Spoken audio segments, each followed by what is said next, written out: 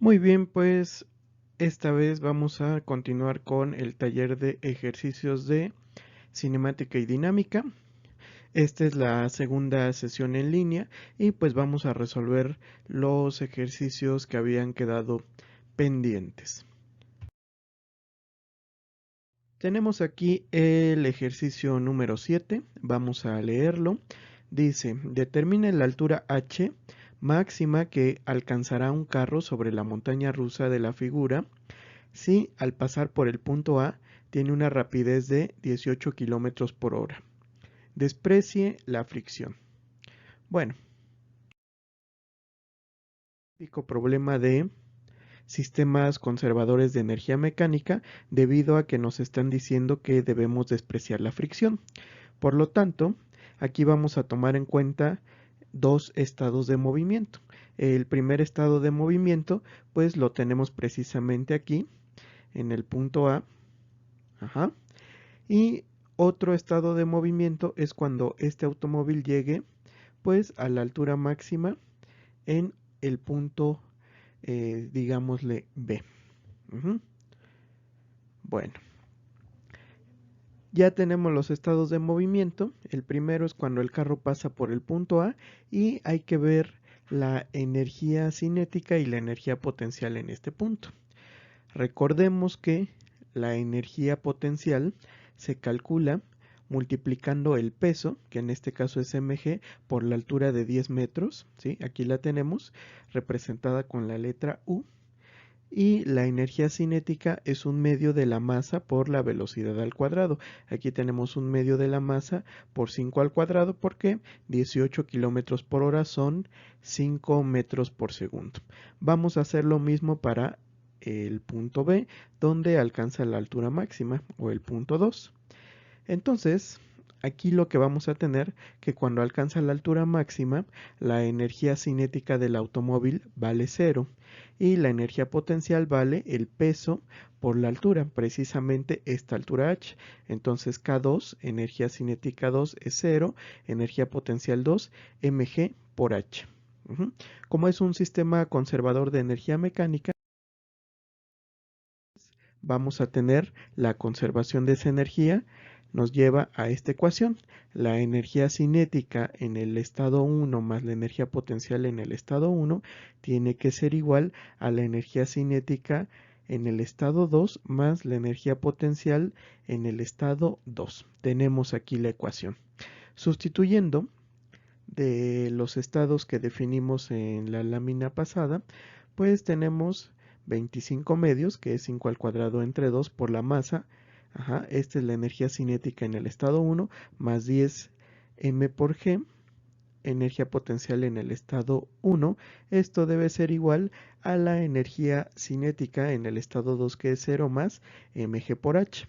Vemos aquí que podemos eliminar lo que viene siendo la masa del automóvil, es decir, pues este problema va a ser independiente de la masa, llegando a esa ecuación que tenemos aquí abajo. Podemos despejar la h, y nos queda que h es 25 entre 2 por g más 10 igual a h. Recordemos que g es la aceleración gravitacional y haciendo las cuentas, sustituyendo ese valor, pues llegamos a que la altura máxima que va a alcanzar el automóvil es de 11.27 metros. Y pues esta es la respuesta final. Y ya tenemos el ejercicio 7. Ahora vamos a resolver el ejercicio número 8. Dice lo siguiente. Calcule la deformación del resorte si el cuerpo A de 25 kilogramos de masa es lanzado con una rapidez inicial v0 por el plano inclinado. El resorte se encuentra originalmente sin deformarse. Considere 1. Que la velocidad inicial es de 2.5 metros por segundo y 2. Que la velocidad inicial es de 4 metros por segundo. Nos están pidiendo resolver dos casos. Y aquí al lado tenemos la configuración, ¿sí? Del problema que estamos viendo. Un plano inclinado con 20 grados de inclinación. Este plano tiene un coeficiente de fricción cinética de 0.25 y el bloque deberá subir 1 metro de altura antes de chocar con el resorte, cuya constante de rigidez es de 300 newton metro. Bueno, pues vamos a proceder a resolverlo. Necesitamos realizar el diagrama de cuerpo libre del objeto mientras sube. Aquí ya tenemos el objeto y pues vamos a ver las fuerzas externas que están actuando sobre él. La primera fuerza externa pues claramente es el peso. Tiene un peso de 25 kilogramos. ¿Qué más? Tenemos la fuerza normal y recordemos que el ángulo entre la fuerza normal y el peso es el ángulo del plano inclinado, es decir, aquí vuelven a aparecer los 20 grados. Como el objeto va subiendo y se está moviendo sobre una superficie rugosa, pues aparecerá una fuerza de fricción que en este caso apunta hacia abajo. No olvidemos pues poner nuestro sistema de referencia. En este caso el sistema de referencia pues está inclinado con el plano de tal modo que X es paralelo al plano y Y es un eje perpendicular al plano. Con base en este sistema de referencia pues ya podemos hacer el análisis de cada una de nuestras fuerzas. Recordemos que como el movimiento es en la dirección X, la suma de las fuerzas en la dirección Y va a ser igual a 0 porque la aceleración en esa dirección vale 0. Veamos qué componentes tenemos en esta dirección.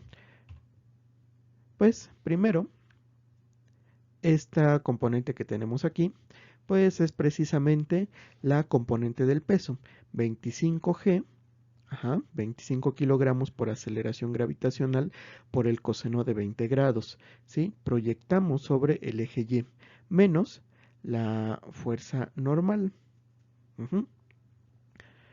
De aquí, pues simplemente vamos a concluir que la normal es 25G por el coseno de 20 grados. Ese es el valor de la normal. También sabemos que la fuerza de fricción cinética es igual al coeficiente de fricción cinética por el valor de la normal. El coeficiente de fricción cinética ya lo conocíamos, vale 0.25 y como la fuerza de fricción es negativa, pues aquí ponemos el signo negativo, entonces la magnitud de la fricción que vamos a observar es menos 0.25 por el valor de la normal que es 25G por coseno de 20 grados. Con esta información, pues vamos a pasar a lo que vendría siendo la ecuación de trabajo y energía. Bueno, aquí simplificamos la expresión. Sí, 0.25 por 25 es menos 6.25 G. Bueno, pues tenemos aquí nuevamente el esquema. Y vamos a ver los estados de movimiento que nos interesan. El primer estado de movimiento, ¿sí?, es el que tenemos aquí dibujado. Es cuando el cuerpo A es lanzado con una rapidez V0.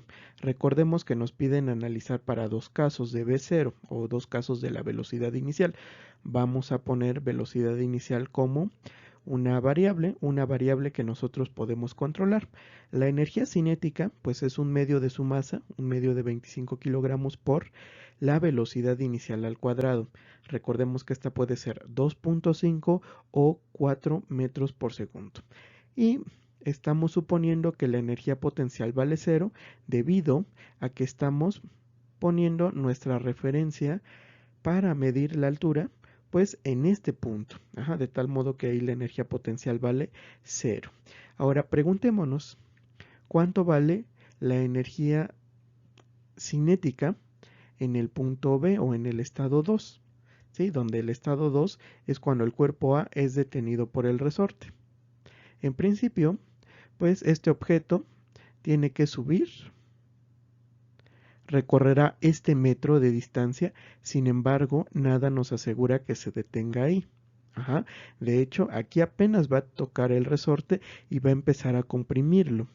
De tal modo que, pues necesitamos añadir un cachito, este que tenemos aquí en azul, que le vamos a llamar X. ¿Cuánto lo deforma? No lo sé, pero ese cachito se va a tener que simular al metro que originalmente se había desplazado. Por lo tanto, veamos. La energía cinética valdrá cero porque en el momento en que el objeto se detenga, el resorte va a tener su deformación máxima y su velocidad va a ser cero. Su energía cinética entonces vale cero. Ahora la energía potencial es masa por gravedad por altura. Sin embargo, aquí ¿cuánto es la altura respecto al punto del cual partió? Pues podemos sacar esta altura utilizando simple trigonometría. Veamos que la altura que sube este objeto es esta que tenemos aquí. Y esa altura es el cateto opuesto de este triángulo rectángulo cuya hipotenusa es 1 metro más x. Por lo tanto, la altura es 1 más x, que es la hipotenusa, por el seno de 20 grados. Toda esta es la altura que sube. Ahora, esto hay que multiplicarlo por el peso del objeto. ¿Cuánto vale el peso del objeto? Pues 25 por g. Además, hay que sumarle la energía potencial almacenada en el resorte, que es 1/2 de la constante del resorte por su deformación al cuadrado. Pero, ¿cuánto vale la deformación? Bueno, ¿cuánto vale la energía cinética? 150 porque es 1/2 de 300 por x al cuadrado. Entonces ya tenemos la energía potencial en este punto. ¿Qué más vamos a hacer? Pues vamos a plantear la ecuación de trabajo y energía. Esta es otra forma en que nosotros podemos expresar la ecuación del trabajo y la energía. Nos dice que el trabajo realizado desde el punto 1 hasta el punto 2 o del estado 1 al estado 2 por fuerzas no conservativas es igual a la energía mecánica total en el punto 2 menos la energía mecánica total en el punto 1. De todas las fuerzas que están actuando sobre el objeto, la única fuerza que no es conservativa es la fuerza de fricción. Por lo tanto, pues vamos a poner el trabajo realizado por la fricción. Ya sabíamos cuánto vale la fricción. ¿Cuánto vale la fricción? Pues menos 0.25 por 25g por coseno de 20. Este es el valor de la fricción y hay que multiplicarlo por la distancia que recorre. En este caso, 1 más x. Haciendo las cuentas, pues llegamos a esa expresión y esta expresión deberá ser igual a energía cinética en 2 más energía potencial en 2 menos la energía cinética en 1 menos la energía potencial en 1. Pues ya nada más nos falta sustituir. En el lado derecho de esta expresión tenemos el trabajo realizado por fuerzas no conservativas, que en este caso es la fricción, y en el lado derecho, veamos, esta es la energía potencial gravitacional en el punto 2, esta es la energía potencial elástica almacenada por el resorte en el punto 2 y este término de acá es la energía cinética inicial. Vean que le estamos restando porque es en el punto 1. ¿Qué variables tenemos? Bueno, tenemos una variable que es la velocidad inicial, que puede ser 2.5 o 4 metros por segundo, y x, que es la deformación del resorte hasta el momento desconocida. Si nosotros arreglamos esta expresión, veremos que nos queda el siguiente modelo, 150x cuadrada más un término, por x más otro término. Es decir, es una ecuación cuadrática. Si nosotros le damos el valor a la velocidad inicial de 2.5 metros por segundo, se obtiene la siguiente ecuación cuadrática. Esta ecuación cuadrática tiene raíces complejas. ¿Eso qué quiere decir? Que se puede deformar un resorte en un número complejo. Pues la verdad es que no. Lo único que nos está diciendo es que el objeto ni siquiera llega a donde está el resorte. Por lo tanto, aquí la respuesta sería que el resorte no se deforma. Ahora, si se lanza con una velocidad inicial mayor, en este caso de 4 metros por segundo, se obtiene la siguiente ecuación. Esta ecuación, al resolverla, tiene dos raíces, una positiva y una negativa. Nos quedamos con la positiva porque representa la deformación del resorte. En este caso, 0.311 metros. Y bueno, con eso terminamos el problema número 8. Vamos a pasar al ejercicio número 9. En este ejercicio tenemos un problema de impulso y cantidad de movimiento. Vamos a leerlo. Dice así: una pelota de tenis de mesa de 3 gramos de masa es golpeada por una raqueta, según se muestra en la figura. Si la velocidad de la pelota antes de ser golpeada es horizontal y de 10 metros por segundo, y después del impacto su velocidad es de 14 metros por segundo en la dirección que se muestra, determine la fuerza impulsiva promedio que la raqueta ejerce sobre la pelota si ambas estuvieron en contacto durante 0.02 segundos. Bueno, como les había comentado, es un problema de impulso y cantidad de movimiento. Pues necesitamos poner un sistema de referencia. Ya tenemos aquí el sistema de referencia que vamos a ocupar. Es un horizontal vertical cartesiano. Al igual que en los problemas de trabajo y energía, en los de impulso y cantidad de movimiento, vamos a requerir de dos estados de movimiento, un estado inicial y un estado final. Entonces vamos a ver el estado inicial. Y el estado inicial pues es la pelota antes de ser golpeada. En este estado lo que tenemos que verificar es la cantidad de movimiento que lleva el objeto. Recordemos que la cantidad de movimiento se calcula multiplicando la masa por la velocidad del objeto. En este caso, la masa de la pelota es 0.003 kilogramos y la velocidad del objeto es 10i. De tal modo que la cantidad de movimiento antes de ser golpeada, la pelota, es 0.003 por 10i.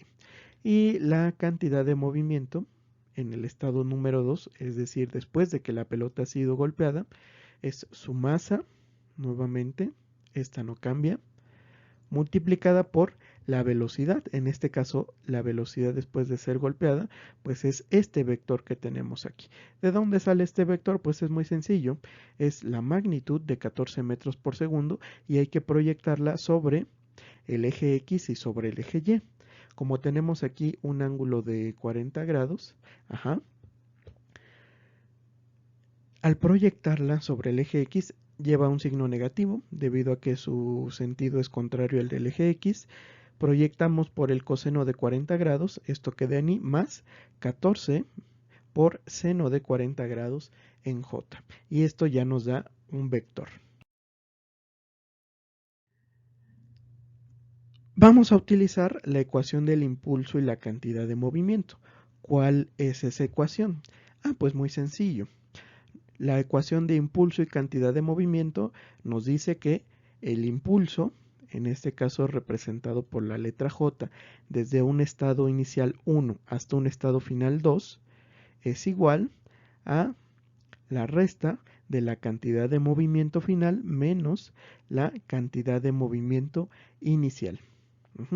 De tal modo que yo conozco la cantidad de movimiento final y la cantidad de movimiento inicial, puedo conocer el impulso, el impulso que ha sufrido esa pelota.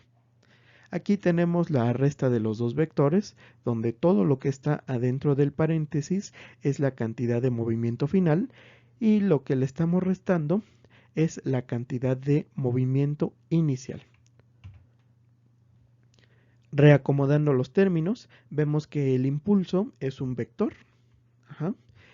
Y si hacemos las cuentas, el impulso que ha sufrido esta pelota desde el estado 1 hasta el estado 2 debido a la raqueta, pues es de menos 0.62 en I más 0.27 en J. Ahora, lo que nos están preguntando en este problema, estrictamente hablando, no es el impulso. Sin embargo, de fuerza promedio, que esa fuerza promedio la podemos calcular como el impulso entre el intervalo de tiempo en que se da. En este caso, pues que sabemos que ese intervalo de tiempo fue de 0.02 segundos. Entonces tengo el impulso y lo divido entre 0.02. Eso me va a dar la fuerza promedio que la raqueta ejerció sobre la pelota. Hacemos las cuentas y nos queda el siguiente vector, ¿sí? Sin embargo, aunque sabemos que la fuerza es un vector, lo que en realidad nos está pidiendo el problema es encontrar la magnitud de esta fuerza. ¿Cómo encontramos la magnitud? Pues aplicando el módulo a este vector. Apliquemos el módulo. Vean que ya no aparece aquí la testa de vector y resulta que la fuerza promedio o la magnitud de la fuerza promedio que la raqueta ejerce sobre la pelota es de 3.39 newton. Y bueno, con eso pues ya terminamos este problema, que es nuestro primer problema de impulso y cantidad de movimiento. Vamos a pasar al siguiente.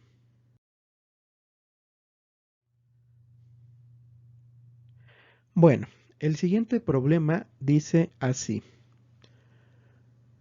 En el sistema mostrado se aplica una fuerza T con la intención de mover el cuerpo B de 45 kilogramos.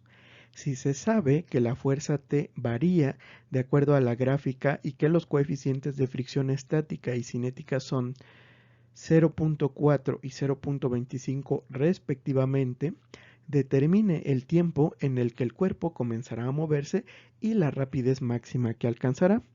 Este es un problema un poquito más complicado en el sentido de que no solo vamos a aplicar el método del impulso y la cantidad de movimiento, sino que vamos a aplicar a conceptos pues que aprendimos en el curso de estática. Bueno, con el diagrama de cuerpo libre de la polea y recordemos que esta fuerza inicia valiendo 0, o sea, es una fuerza que inicia con un valor prácticamente 0 y va aumentando conforme aumenta el tiempo. Eso quiere decir que al inicio este sistema está en reposo. Vamos a suponer que sigue en reposo. Entonces, hagamos el diagrama de cuerpo libre de la polea, suponiendo que está en reposo.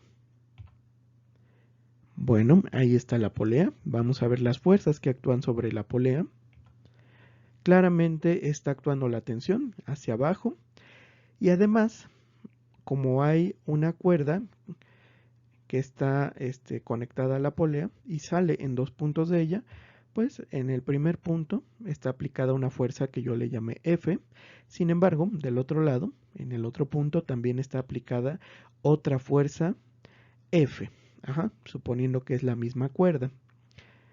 ¿Qué más necesitamos? Pues necesitamos un sistema de referencia, en este caso, pues que sea vertical y hacia arriba. Vamos a hacer el análisis de las fuerzas que están actuando aquí. 1. La suma de todas estas fuerzas deberá ser igual a 0, dado que estamos suponiendo que este sistema se encuentra en equilibrio. ¿Qué fuerzas son? Pues 2 veces la fuerza F menos la tensión igual a 0. De aquí concluimos que la fuerza F es la mitad de la tensión que se está aplicando. Vamos ahora a dibujar el diagrama de cuerpo libre del cuerpo B y vamos a suponer nuevamente que este objeto está en reposo.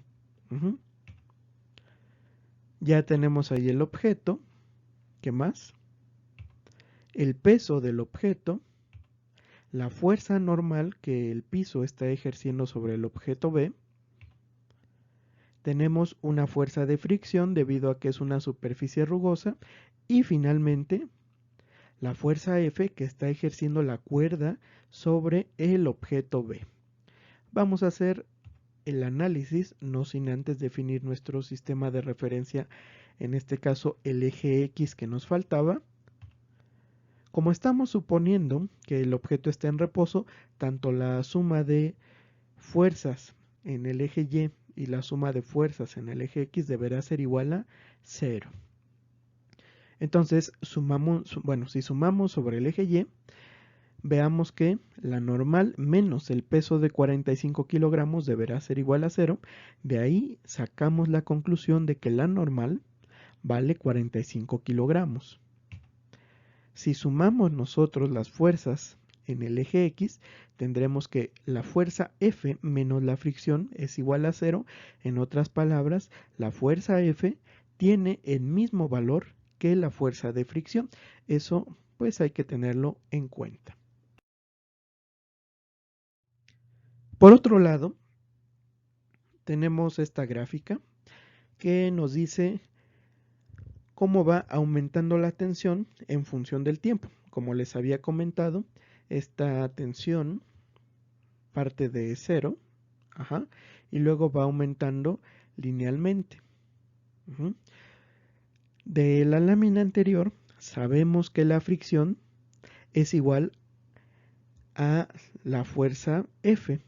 Eso quiere decir que si esta tensión aumenta, la fuerza F aumenta y la fricción aumenta. Sin embargo, no puede aumentar hasta infinito. ¿Hasta qué valor va a aumentar la fricción estática? Pues hasta que el sistema se encuentre en estado de movimiento inminente. ¿Sí? Por eso es que lo estamos poniendo aquí. ¿Qué ocurre en el estado de movimiento inminente? Pues la fricción estática alcanza su valor máximo y ese valor máximo es el coeficiente de fricción estática por la normal. En este caso, el coeficiente de fricción estática vale 0.4 y la normal valía 45. Haciendo cálculos, haciendo cuentas, llegamos a que esa fricción es de 18 kilogramos, por lo tanto, la fuerza F tendrá que valer 18 kilogramos para llevar al sistema al estado de movimiento inminente. También recordemos que esa fuerza F es la mitad de la tensión que estamos viendo en esta gráfica. Por lo tanto, el valor de la tensión para llevar al sistema al estado de movimiento inminente tendrá que ser de 36 kilogramos. Y bueno, si nosotros vemos la gráfica, podemos obtener su función. En este caso resulta que la tensión es 10T para T entre 0 y 15 segundos. Y de aquí, pues podemos hacer la siguiente igualdad. ¿Sí? 10T, que es la tensión, deberá ser igual a 36 kilogramos. Y de aquí, pues simplemente despejamos el tiempo y llegamos a la conclusión de que el tiempo requerido para que el sistema comience a moverse es de 3.6 segundos. Que bueno, este tiempo es el que le toma la atención llevar al sistema al estado de movimiento inminente. ¿Sí? Tiempo después, de hecho, un instante de tiempo después, el sistema empieza a deslizar. Bueno, ya tenemos la primera parte del problema. Vamos con la segunda parte. La segunda parte, lo que hay que recordar es que el sistema ya se está moviendo. Por lo tanto, vamos a definir los dos estados de movimiento que necesitamos. En el primer estado, el cuerpo B comienza a moverse en T1 igual a 3.6 segundos. Ahora, como comienza a moverse apenas, pues su velocidad inicial es 0. Por lo tanto, la cantidad de movimiento asociada al cuerpo también es 0. 2. El cuerpo B alcanza una rapidez máxima en T2 igual a 15 segundos. Es cuando la fuerza desaparece y deja de acelerar al sistema. Por lo tanto, podemos considerar que a los 15 segundos el sistema alcanza su rapidez máxima. Aquí tenemos una cantidad de movimiento que es igual a la masa del cuerpo B por la velocidad 2. Ajá. Estamos utilizando unidades de fuerza con los kilogramos, por lo tanto, estamos utilizando el sistema MKS gravitacional.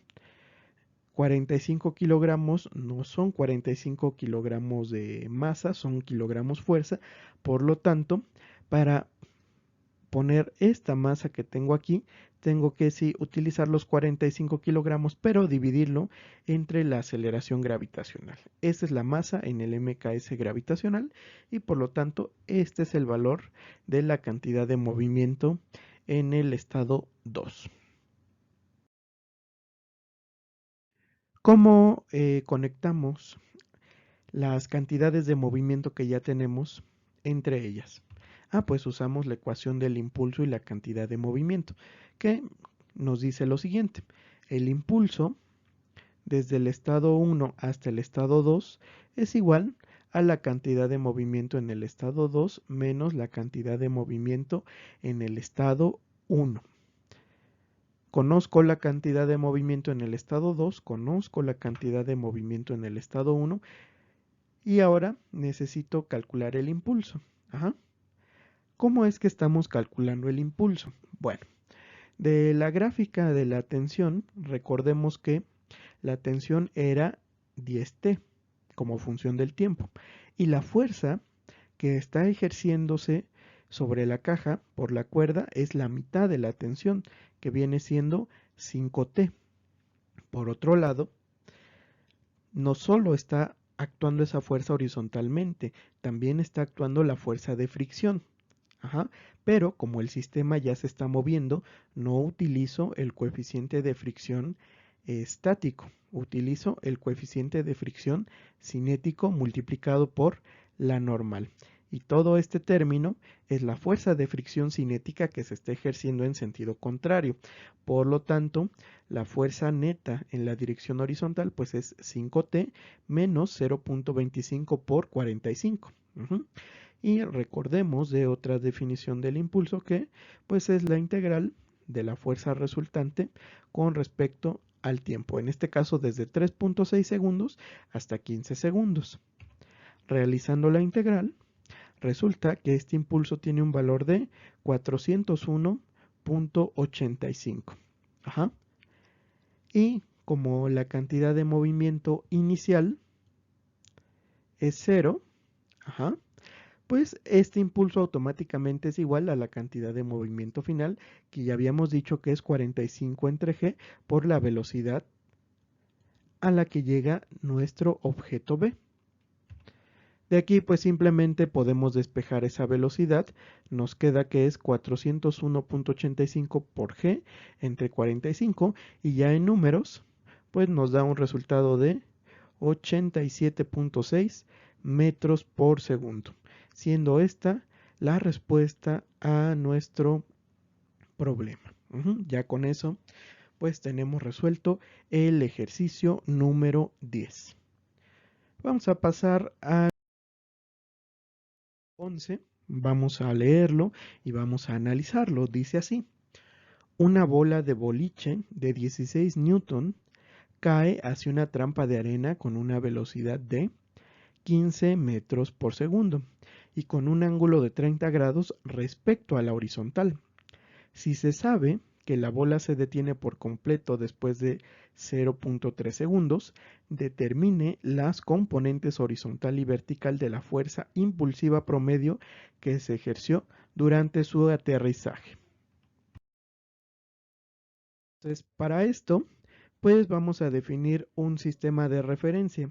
Un sistema de referencia horizontal vertical. ¿Sí? Vamos a ver los estados de movimiento que nos interesan para el análisis de el movimiento de esta pelota. Pues el primer estado de movimiento es cuando la pelota cae con una rapidez de 15 metros por segundo.